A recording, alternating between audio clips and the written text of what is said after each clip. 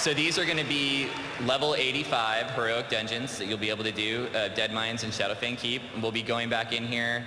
Now they're going to use the art that's existing now, but we're going to do new fights, new creatures, new abilities, and it's basically going to be right where you expect a heroic level 85 dungeon to be. Van Cleavier than ever before. If you want more information on Dungeons and Raids, we're going to be doing a panel tomorrow. I think it's in this hall, the Dungeon and Raid panel, and we'll have a ton of info on these dungeons and a lot more. So now here's a couple, we grabbed just a few concept shots of some of the dungeons for you to check out. This is the Abyssal Maw.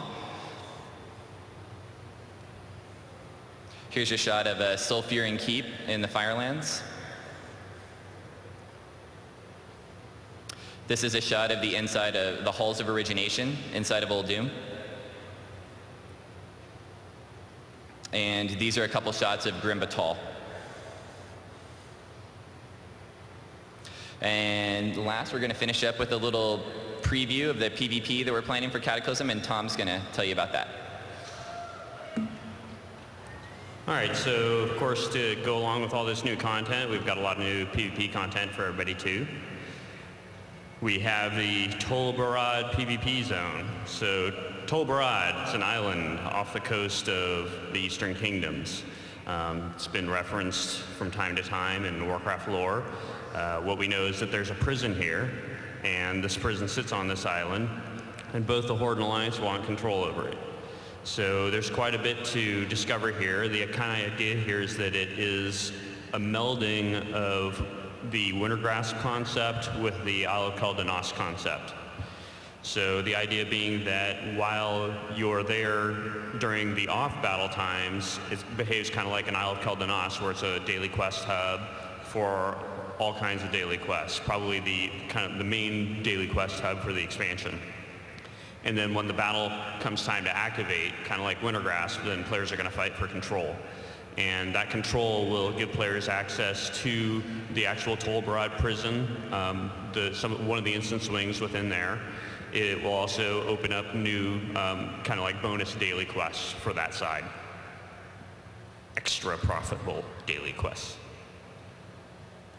We also have the Battle for Gilneas Battleground, and the current plan is actually to have 3 battlegrounds with the expansion. So one of those things that we want to do in terms of adding more endgame content than we've had before is to add more battlegrounds than we've ever added in the past.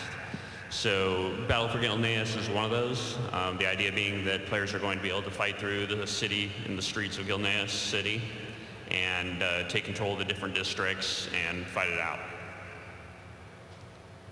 We also, of course, have some new arena maps.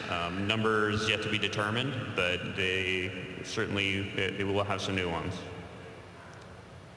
And finally, kind of the major gameplay feature for PvP as far as the expansion goes is the rated battlegrounds. So now for anybody out there that really enjoys doing battlegrounds but doesn't like the arena playstyle as much, you'll have the option to do the rated battlegrounds, and I'll talk more about these in the system panel. But you'll be able to do the rated battlegrounds to get your rating up and get the same access to the same types of gear that you can get through the arena system.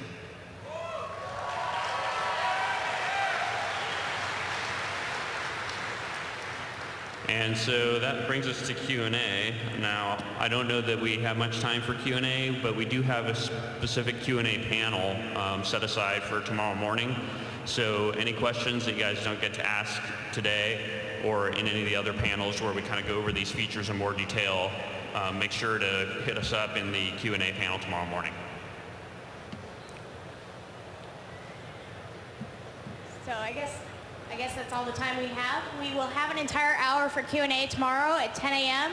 We will have a lot more information on the various panels that you'll find, the class items and professions later today, as well as Dungeons and Raids tomorrow, and the systems panel that you'll find is PvP. So just no time today, though, for this panel at least.